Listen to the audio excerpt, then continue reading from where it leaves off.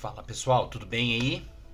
Testando, tô aqui abrindo o microfone pela primeira vez. É um desafio, é uma tentativa aqui, mas é como se eu estivesse abrindo a porta de casa, a porta da minha mente, das minhas ideias.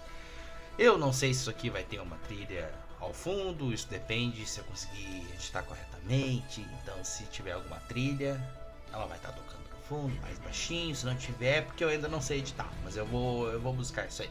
Também tem questão de direitos autorais, eu tenho que ver uma trilha talvez acelerada, não sei como é que funciona, né? Então, esse aqui é o podcast Reanimando. Eu procurei nomes de podcasts, de canais com esse nome e eu não encontrei. Então, tô me apropriando dele, pois ele descreve bem assim o que eu pretendo fazer aqui. Que é reassistir animações, reanimando, né? Animações, animes e também acabar entrando em filmes live action, né? Não tem ainda nenhum patrocínio, nem publicidade, mas se um dia alguém ouvir isso aqui e tiver interesse, então eu vou criar um contato aí. vou disponibilizar um contato. A ideia disso aqui surgiu reassistindo, né, a animação do Homem-Aranha dos anos 90. Clássica animação do Homem-Aranha, né?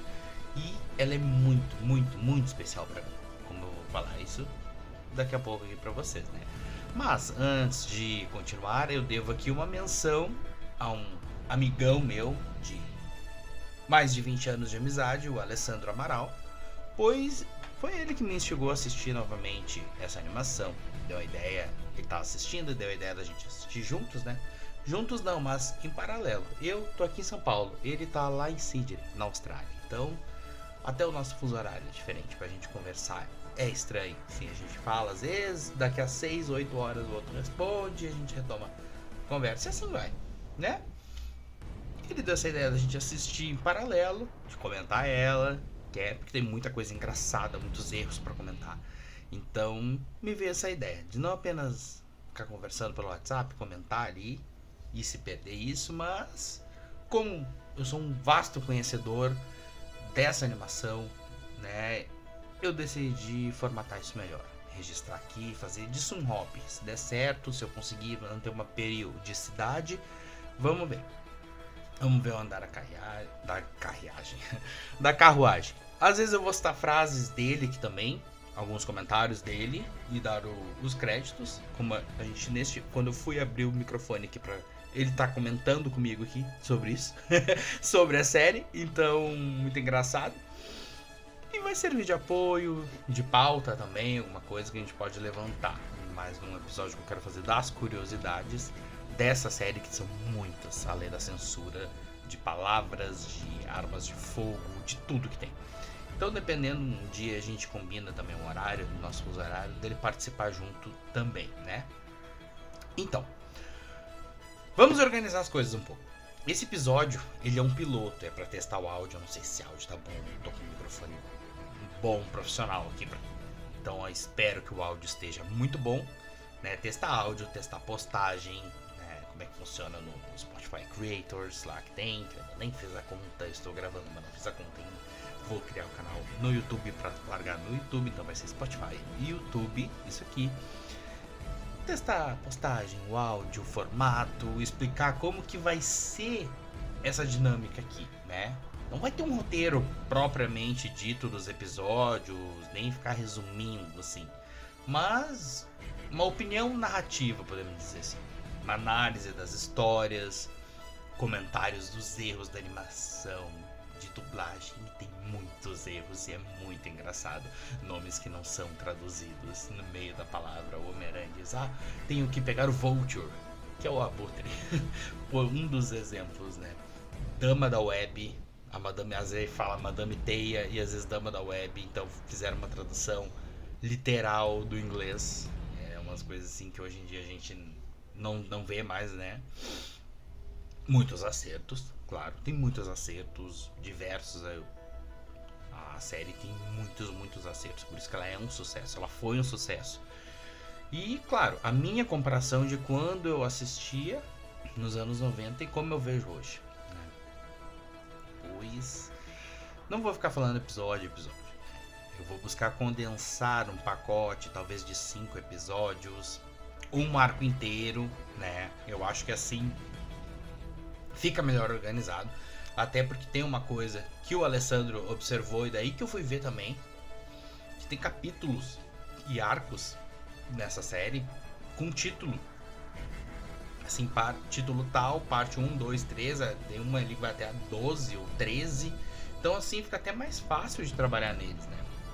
Eu vou já dividir, fiz alguns resumos, algumas anotações e dividi por arcos, por pacotes, assim, entre aspas, de episódios, que nem eu falei. Eu vou começar aqui, como é um episódio piloto, eu não vou falar nenhum episódio aqui, né?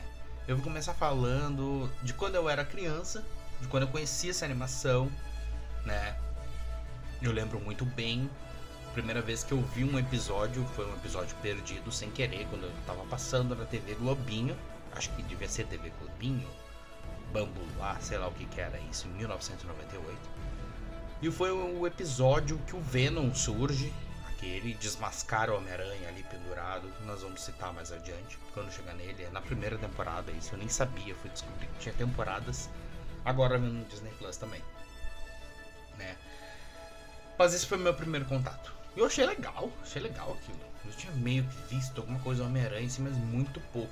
Talvez era criança, com 8 anos na época, né? Mas logo após isso, eu não sei quantos dias ou semanas, não tenho tempo exato que se passou. Mas eu vi na Fox Kids na época.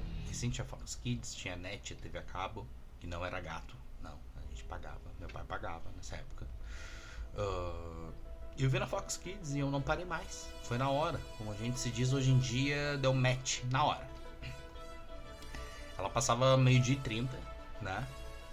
Eu almoçava geralmente 11h50, meio-dia ali. Daí já me vestia pra ir pro colégio. E ela passava 12h30 e eu já tava pronto pra assistir ela.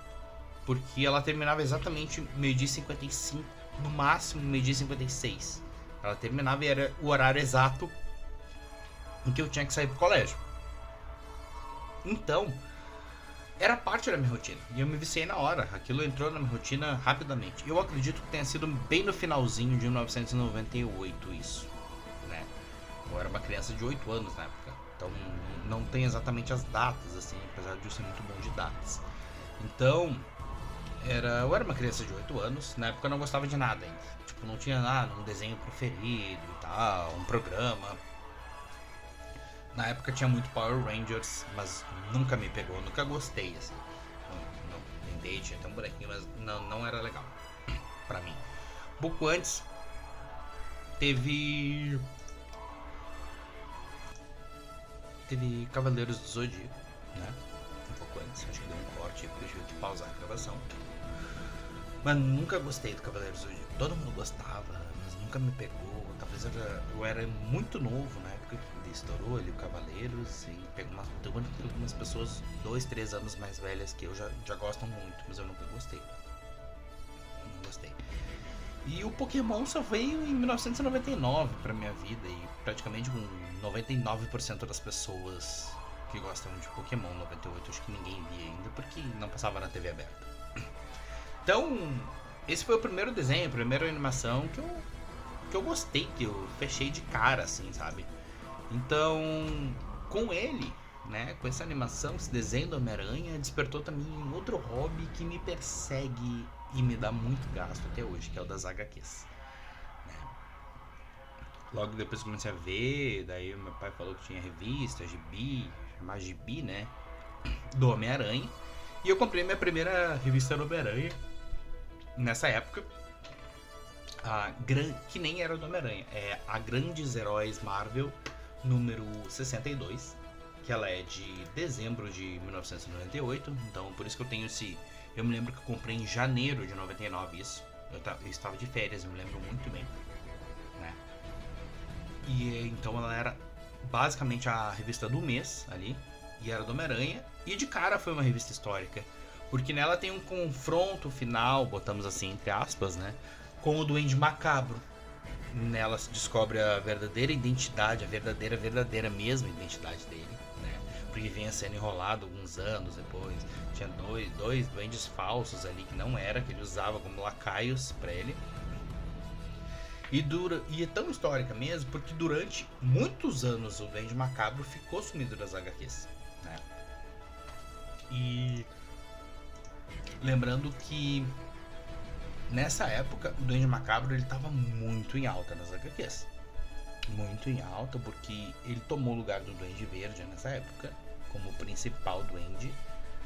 E, né, o que eu acredito que tenha sido muita influência dessa animação. Porque nessa animação ele aparece primeiro, ele que dá origem ao Duende Verde, então a animação muda muita coisa do plot original, né? Isso a gente vai comentando depois. E essa HQ foi muito, muito marcante pra mim. Eu não tenho mais ela, mas eu recomprei ela alguns anos atrás agora, só porque ela tem esse valor sentimental. Eu comprei uma versão, quando era pequeno eu não guardava, não cuidava, ela arrebentou, caiu capa, caiu coisa. Comprei, tem uma versão dela que guardaram no plástico inteirinha, novinha. Então, sobre essa HQ e sobre outros a gente fala em outro dia ou em outro podcast. Olha aí, alerta de spoiler. Mas eu não vou prometer nada, não vou me comprometer ainda, né? Mas, vamos lá, voltando à animação. Era o meu vício, eu via todo santo dia, de segunda a sexta. Até que um dia, simplesmente, ela começou de novo. E eu não entendia nada, né? Não tinha internet, não existia a informação correndo, como a gente vê. E eu via tudo de novo, até começar de novo. Primeiro episódio lá, a questão do lagarto. Tenho quase certeza que é do lagarto. Até o último episódio, que termina como se fosse começar a saga do clone. Então, basicamente, ela alcançou as revistas. Porque ela é em 98, a última temporada. 97 ou 98. Foi quando a saga do clone acabou em 97 nos Estados Unidos. E então, 98 aqui no Brasil. Ela termina numa saga do clone, com um episódio onde o Homem-Aranha vem teoricamente pro nosso mundo e conhece o Stan Lee. Nesse mundo, né? Porque ele tá indo nos mundos ali no multiverso, nem fala esse conceito de multiverso, mas termina ali, né? Basicamente, eu fiquei muito frustrado na época. Nossa, eu queria continuar, porque a série ela é só uma crescente. Ela começa muito fraca e depois fraca não, mas assim, ela começa a engrenar. Na segunda temporada ela começa a pegar ritmo, ela começa a ter continuidade, a história vai crescendo, o Peter vai crescendo, os vilões vão crescendo, ele vai crescendo como homem, o relacionamento dele com a Mary Jane cresce, eles se casam e acontece um negócio horrível depois e ele tá buscando a Mary Jane e termina a série, né? Mas, e eu via, eu acho que eu vi pelo menos... Tenho basicamente assim, praticamente certeza que eu vi pelo menos 3 vezes cada episódio. Pois eu me recordo muito bem que eu vi ela de final de 98 até mais ou menos final de 2000, talvez começo de 2001, eu acho que 2000. Porque depois ela saiu da grade da Fox Kids, do horário, né? E eu também, meus horários mudaram pra sair pro colégio.